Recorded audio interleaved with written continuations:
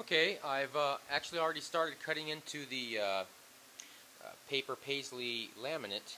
I've already carved out the area for where my cavity for controls will go and my pickup cavity. I've went ahead and cut that out. And the paper taping that I put in here aided greatly. I was able to pull that out with and all the epoxy that had run down in there as I put this laminate on. Made it easy just to come right out and pull that tape out. So it's very little cleanup. I also have already punched in my holes. You can see in the light here where my bridge goes and my string bridge ground wire goes. I don't know why I keep calling it a string, but and of course also all my holes for the plate for the controls here. What I want to do now is I have these areas where the paper is overhanging. And this is by design, but it needs to be cleaned up. I mean, the Paisley itself looks great, but the instrument still looks horrible as far as its overall finish look. So at this point what I need to do is start cutting off this extra Paisley and try and get it as smooth as possible to the body as I can. And what I plan to do is I'm going to use a combination of a very sharp brand new blade for my X-Acto. As I go around, I'll cut off pieces of it, and then any area that I feel needs some sanding for smoothing, I have blocks. I have a little felt block with 220 on it and a hard block with 220 on it. And if I feel that I need to get any more aggressive than that, I have another small block with 120 on it. So I don't think I'll ever be using this much, except for on like areas where I should have taped first before putting on the back laminate, where all this epoxy had dripped over the edge, and where I talked about in the last video how I tried to pick up some of it, and what I ended up doing actually is pulling up some of the wood with it, and so I had to fill it in right there before putting this on. So in areas like this and where it's just gone over a little bit, I'll need the more aggressive block, maybe more than a 120. I might pull the 80 out just to knock that part down real fast. Other than that, it's looking real good, and for areas like this where the Paisley laminate was not long enough to actually cover the entire instrument, I have a small back here area where it didn't quite make it, and here's the other side. So I'll probably, once I have this all cleaned up and go around the sides, what I'm going to do is I'll put a little wood filler in there in that area and then sand it smooth and flush to the laminate before I start, spraying my silver. But that's where I'm at right now. I need to go ahead and prepare this for just start smoothing it out and get it, prepare the body so I can start spraying my silver onto it, and it'll make it look really good when it does. It'll make it look a lot better once I hide these edges and all that stuff, and it'll start looking more like what it's supposed to look in its final version. So anyways, this is what I'm going to start doing now. Alright, so what I've done now is I've sanded all the way around and tried to make it fairly smooth. I wasn't going for perfect yet, but I wanted to get pretty close. I wanted to get all my marks done. You could see where the actual epoxy had kind of soaked into the wood, and I could keep sanding it and make that staining disappear, but there's really no reason. As long as it's nice and smooth and you get the sand marks out, that's what I'm going for, because this is all going to be painted over an opaque silver. You'll never see it. So at this point, what I plan to do is I'm going to go around all these edges. Even though they're fairly smooth, I want to make them even smoother by going around the whole thing with a little bit of wood filler. You can see where it's hung over the edge. I've tried to smooth it out as much as possible, and you can actually kind of see where I'm going with that. The same thing on the other side. And this whole area here, I'm just going to fill in with some wood filler right along the edge, and then I'll sand it back down flush. It's hard to get it perfect. For one, the paper sands differently than the wood, and where the epoxy meet the two, it's harder than both. So it's a real, kind of almost a nightmare. I wouldn't say necessarily put it that far, but it was a bit tricky trying to get the sand fairly smooth. So at this point, I feel what would be best to do is just go ahead and make that last little transition between the paper and the wood with some wood filler. And so I'm going to go around the whole edge, and I'm going to pay careful attention to these little areas right here on both sides. That's why I haven't masked off here, because I don't want to get up any on my fretboard. Then I'm going to let that dry for at least a couple hours before I turn it over. And I'll do the same thing on the other side, where I'll just follow the whole edge in the outline. And at that point, once I get it all sanded out and smooth, I believe I'm going to be about ready to start spraying the silver. I do have to do one little tricky thing though.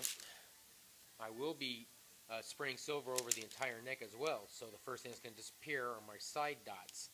Well, I do want to preserve those, so I'm going to end up drilling them out with just a little hand miniature drill, just thumb screw drill type thing actually. I'll drill them out, so, and then when I paint, it'll leave the indentation.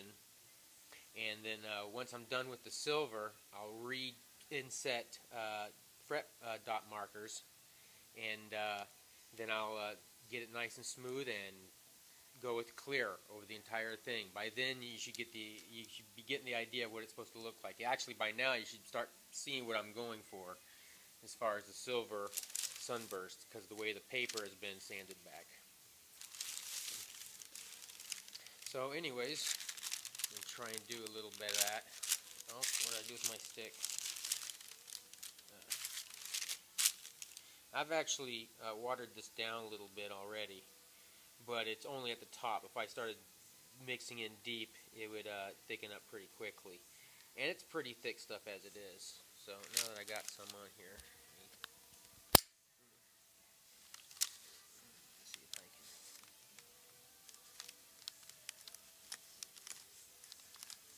You see how I'm just I'm trying to fill it in. Obviously, that's the whole point. But over much, not a whole lot over. But I don't need to give myself a whole lot to work with. But I definitely want it to be over, larger than the patch area, to give me some room to, give me some room to shape.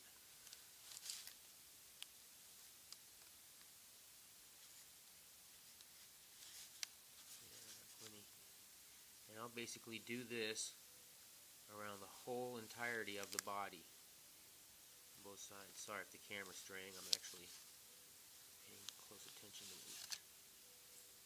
And I don't want to get, the sunburst is actually I plan on coming in kind of like here, but I actually like to leave the paisley flat up against where the neck joint is. I don't want a sunburst around the neck joint if I can help it, because I made a pretty good cut. But the sunburst is going to follow in off the horn, inside and around, and then bam, down into here, and then leaving this straight paisley up to and around. So I'll have to mask off all this paisley as well when I'm, the whole body really, when I'm doing even the sides. Even though I plan on doing a sunburst, I don't want a bunch of overspray getting onto my entire project, which I'm getting way ahead of where we are, so I'll talk about that more in depth when we get there. So anyways, as I was saying earlier, I'm going to continue around the entire body, and then after it dries for at least an hour or two, when it's nice and solid, I'll go ahead and flip the guitar over and do it again. Alright, well, I finished it, but it took me a while. I'd say probably close to an hour to get all the way around. Well, it felt like an hour for sure.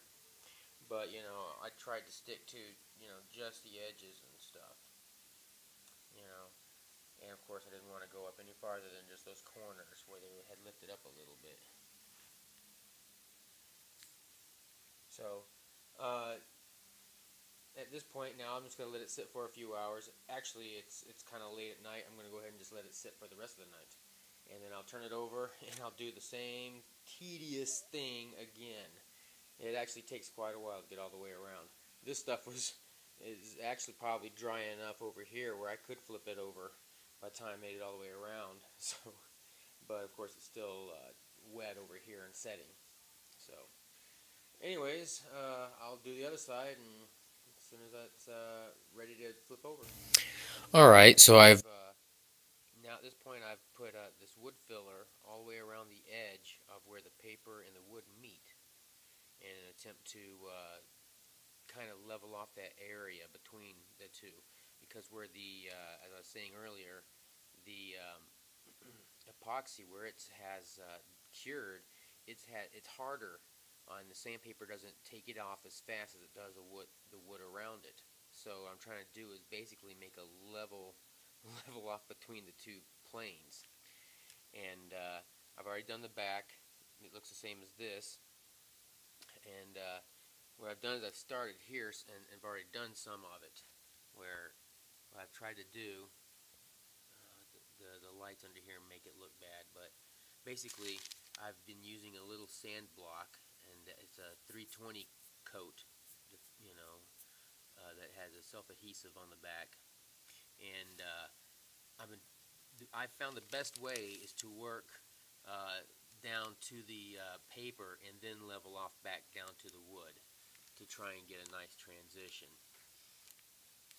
And that's what I've been progressively doing as I go around. You can see how rough it used to look like, you know, compared to where I've been working. You know, and these are some scuff marks that were there before I even started doing the sanding. That was already there, but it doesn't matter because I'm going to cover them up anyway. Now you can see I keep a paper underneath the same paper I used to you know, protect the carpet before when I was putting on this wood filler. I'm now using to protect the carpet underneath it from all this excess dust I'm making. And when I'm ready to get rid of it, when it's in my way, I don't blow on it. I use microfiber cloth and just wipe it away. I don't want to blow a lot and make all this dust, and try and keep it down to a minimum as I'm doing this anyway. So this is you know, if you happen to be looking at this going, geez, I wonder if that's time consuming and tedious. Well, guess what? You are absolutely correct. It is. So I have a little way in front of me to go before I'm even able to turn it over. So I'm just going to go ahead and continue doing that, and I'll go from there. Alright, I'm finally to a point where I've sanded everything down to a nice grit of 220 or more. I like to do a lot of things all the way to 320. I've been all over this thing so many times now, just trying to make sure I get every little dent, nick, and scratch. The last thing I worked on, I think, what was it? It was right in here. You can see the where I just got done sanding away some of that filler to get that little nick right there. So now I've got it all pretty much smoothed out and ready to go. And what I want to do before I start spraying any silver and masking it off is I'm going to actually spray a I was going to do this thing in polyurethane, but I've changed my mind. I'm going to do it in nitrocellulose. It's more traditional anyway, so why not? And it's easier to work with as far as I'm concerned, you know, for me anyway. So what I'm getting ready to do now is I'm going to take this into the booth and I'm going to spray it with one good shot of nitro over the entirety of it all. I want to kind of seal in the whole thing. As a matter of fact, that's what I'm really going to be spraying. It's going to be called the sealer coat. You know, and I want to get everything covered. You know, I'll go in there with a tack cloth. I'm going to wipe it all down, and then I'll spray it with a good shot of the sealer coat. And I'll probably do that at least twice, and then let that cure. And probably let it cure for a few days, actually, because what I want to do then is I do want to mask off certain areas. Like I do want to mask around this area of the neck, just because I don't want to get any silver on the Paisley, but I do want the side of the neck here to have the silver. So that's going to be a little tricky because I don't want the sunburst away from the neck pocket here. I want it to be nice and the silver to come and stop flush right against the Paisley. Yeah, I'm going to be having a sunburst coming away from the edge here, kind of following along this contour. And as I come along here, I want to kind of dye into the edge of the neck as well. So I've got to be kind of, it's going to be a little tricky right in this one little corner, but I think I'll be able to pull it off. Mostly just to mask it off as best as I can up to a point up in here, and then when I pull the masking off, I'll probably just brush in just slightly to make it look like it was all brushed in at once. And that's my plan. But I'm telling you this because I don't think I'll be able to do it on camera as I'm doing it. But what I am getting ready to do right now is go ahead and just wipe it down with a tack cloth in the spray booth, and then I'm going to shoot it with some sealer, nitrocellulose. Alright, so I'm in my, what I call my spray booth. I put plastic up on the walls, and you can see I've only done one spray job in here before, and it wasn't even that much, and you can see all the dust that has accumulated on the walls. And you could also notice that this is not vented, so usually about the time I start seeing dots and stuff in front of my eyes, I try and get out of here as fast as I can before I pass out. That's obviously not true. What I do wear is a respirator and goggles, even, because I can feel the fumes against my eyeballs, along with gloves and a hat. I usually don't wear long sleeves, although I probably should. I've never really felt much of anything off the effects, but that's not to say that I'm not getting it. But I am moving soon. I hope to be in a new place around summertime of 2014. And I don't really want to cut a hole in my shed here if I don't have to. And, it's something I'd rather avoid since I'm going to be moving anyways. So anyways, now I'm going to spray this instrument. I wanted to point out what I forgot to do in the last video was that I had drilled out the little holes for the side dot markers. Let's see, I need to focus on it a little better. So now that when I spray the silver over, it'll be easy to see where to stick in my when I replace it where it goes. What I'm doing now is that what I want to do anyways is I want to put a couple of coats of sealer over the entire thing before spraying any silver on. I'm kind of doing this because what I'd like to do is, should I need to sand some of the silver off, I'd like to have a little bit of a barrier between the Paisley and the paint, the opaque paint that I'm getting ready to put on, so that I have a small chance of getting it, at least some of it, away before I start getting down into the Paisley again. And also, all this wood filler that I've done along the side here, it'll kind of just solid it, help get it solid. There's lots of little pinholes and stuff all through some of these spots that I'd like to make disappear. And the sealer will kind of help with that. Won't do the best job in the world, but it'll definitely kind of help, fill in the little pinholes and stuff, and keep this from, this wood filler is very easily marked. It's kind of soft, so putting this coat over it will kind of give it a solidness to it, I guess. I can't quite think of the word I'm looking for, but firm it up, I guess. So I'm going to just leave it hang up here as I do it, and the first thing I'm going to do is I'm going to make sure I get the top as best I can, and I'm also going to make sure that I pull it up, because now I'm able to grab the instrument at this point, and I'll get the bottom as well. And then after that, I'll go ahead and just spray the entirety of the instrument after that. Let it sit for a couple hours, or about 1 hour, and then I'll do it again. I want to give this thing 2 good coats of sealer over it. And I might even come in for a 3rd coat of just straight lacquer on top of it.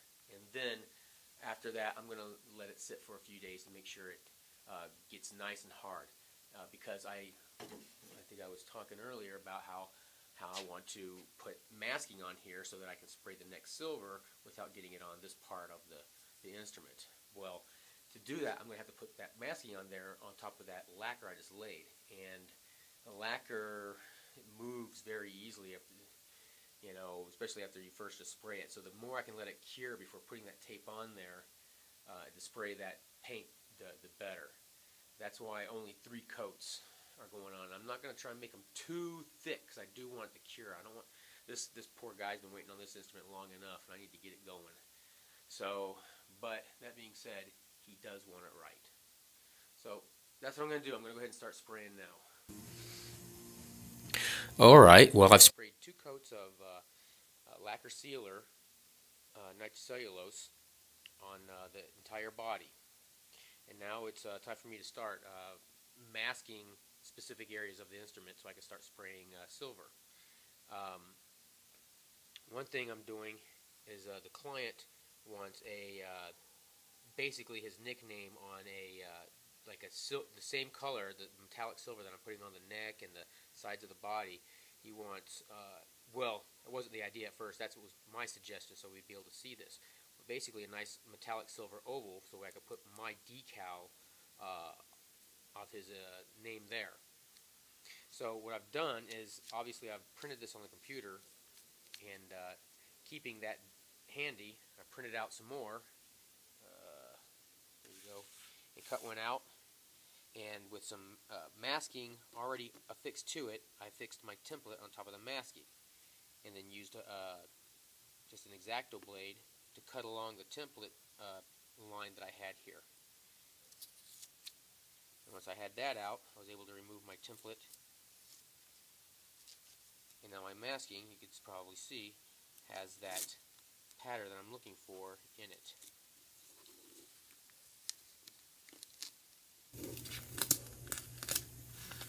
Now all I gotta do is place this how I want it. And I'll probably actually reposition it, but that's not where I really want it. But that's how you go about doing that. That way you get that nice clean edge of the pattern you're looking for. I wouldn't cut it, that pattern out on the instrument, because I could tell you I stupidly have done that myself, and it's hard to fill in. You know, if you got a real light touch, you might be able to get away with it, but you tend to cut into the instrument itself. You almost can't help it, and you'll see that in the lacquer. The lacquer tends to go into that area and show it up. So anyways, now at this point, I'm just going to go ahead and start getting ready. Also, I'm going to be masking up this little area, and I'm going to try and do it with this really thin tape. If I can find the edge of it, and just try and follow along the edge as much as possible. I might even go all the way out, and then I'll fill in that sunburst later. So that's what I'm going to go ahead and try and do now. Okay, so I've masked off everything. I actually decided to go ahead and mask off the front and the back. And when I did this, I wasn't trying to be perfect on my line, because what I really want to do was kind of set an edge of where I want to be completely opaque. And then once I pull this off, then I'll fade it in a little bit more with the airbrush. But while I'm doing everything else, it's just too much of a risk, in my opinion, that overspray will get on the front and the back as I'm trying to get the sides here. I do have it masked off nice and tight around the neck joint. And then, once again, after I pull all the masking off, then I'm going to come and fade it in. Have it just the fade try and die right into the neck. Also, I've got my little area where I'm going to have the little logo for the client. And I placed this pretty carefully, or at least tried to, keeping in mind that there's these big washers that go on these bass tuners. So it'll be close. It'll miss, but it will be close. But I also had to take in consideration that I have a string tree that's going to be going right about here. To take care of these two strings that are coming out from that one and that one. They go up to the neck. So I'll place that in a way that it'll look. I'm going to try and make it look even, like they're all spaced about the same. So when you're looking straight down on it, and hopefully that looks good. I hope he likes it. At this point, now that I have the back and the front all masked off and ready to go, all I got to do is mix my paints up and start spraying my metallic silver. And after I get it opaque everywhere where I like it, so where I can't see anything through it, nice and opaque, I'll let it dry for a day, and then I'll then I'll pull the masking off, and then start putting in the fade. I'll be able to point the airbrush that way. I won't have to worry about it getting an overspray on either side of the body. So that's what's happening now.